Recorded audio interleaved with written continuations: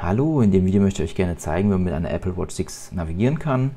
In dem Fall habe ich die Strecke über Komoot geplant, möchte euch zeigen, wie die Komoot-App funktioniert, möchte euch aber auch eine Alternative zur Navigation selber vorstellen, in dem Fall Work Outdoors, und das Pro und Contra auch demonstrieren, wieso ich die App für besser halte.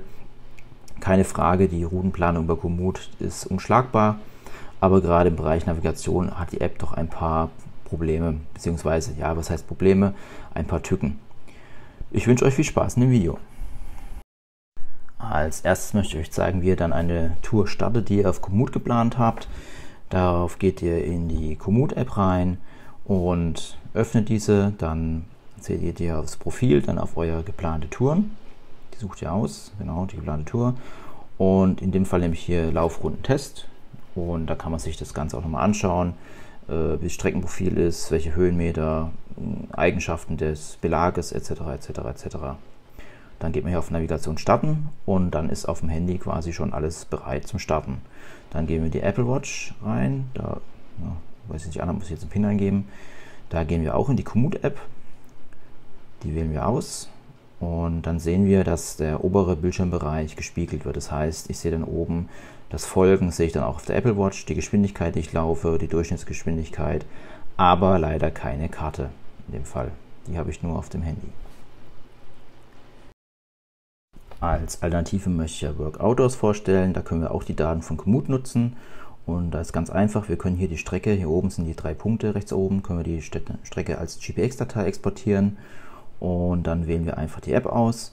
Und dann wird es hier automatisch importiert und da kann ich hier direkt Send to Watch machen. Das heißt, wenn ich da drauf drücke, rechts oben auf den Knopf, dann wird es direkt in die Apple Watch gesendet, als GPX-Dateien, und dann habe ich die Daten auf der Apple Watch.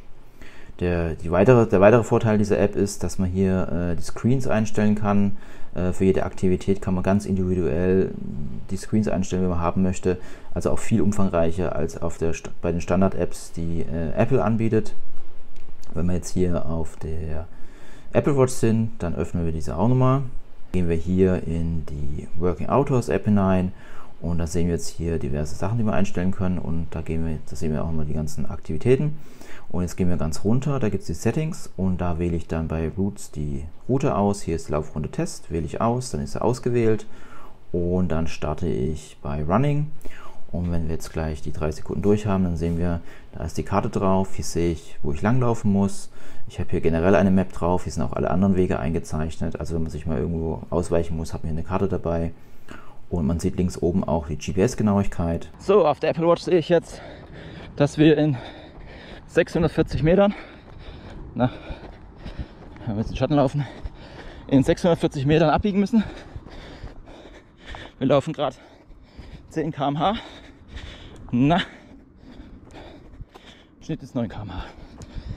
Dann, man kann es, genau, man sieht jetzt noch 570 Meter bis zur nächsten Abbiegung. Möchte ich noch ganz kurz Working Outdoors zeigen. Also hier sieht man, hier ist eine Karte drauf, hier sehe ich, wann ich abbiegen muss. Auch hier gibt es keine Abbiegehinweise, aber man kann hier alle Werte sehen, beziehungsweise man sieht, wo man gelaufen ist, wo man hin muss und wie die Streckenverhältnisse aussehen.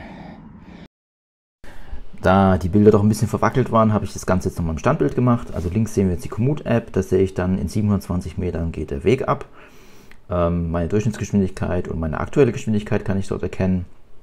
Und ja, mehr ist es nicht. Wenn ich jetzt eine Karte haben möchte oder was sehen muss oder nachgucken muss, dann muss ich dort das Handy rausnehmen.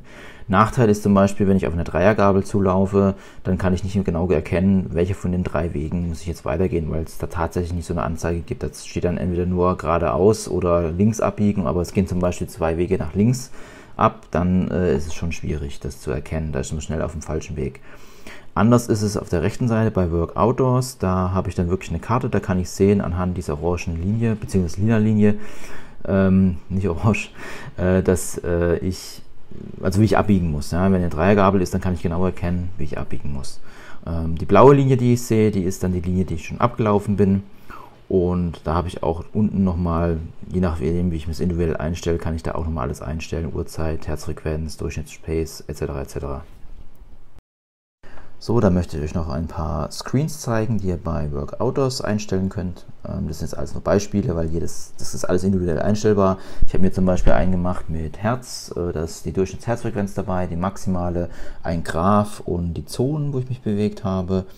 Dann gibt es noch die Möglichkeit, ein Target-Screen auszuwählen, das ich auch ganz individuell einstellen kann. Da habe ich auch die Karte mit dazu gemacht. Das sehe ich dann, wann mein letztes Target war. Das war 1 Minute 05. Bis zum nächsten sind es 5:12.